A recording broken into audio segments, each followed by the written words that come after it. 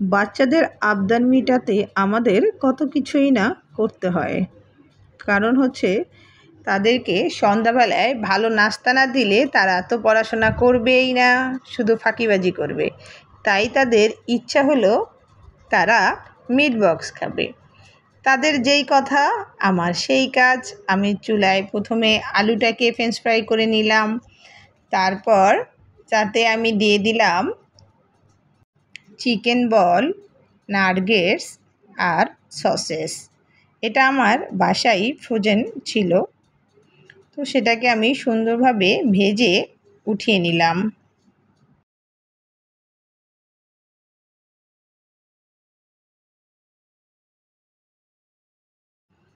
উঠিয়ে ঠান্ডা করে ছোট ছোট পিস করে কেটে নিয়েছি।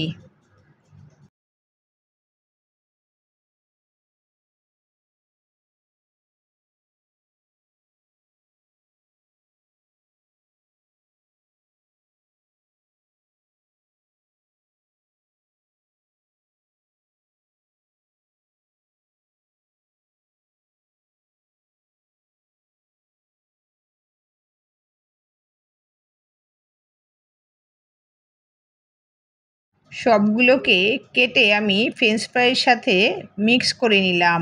মিক্স করে তাতে দিয়ে দিলাম সস। আমি সসটা আগেই বানিয়ে নিয়েছি, সেটা ঢেলে দিয়েছি। ঢেলে সুন্দরভাবে মিক্স করে নিয়েছি। মিক্স করে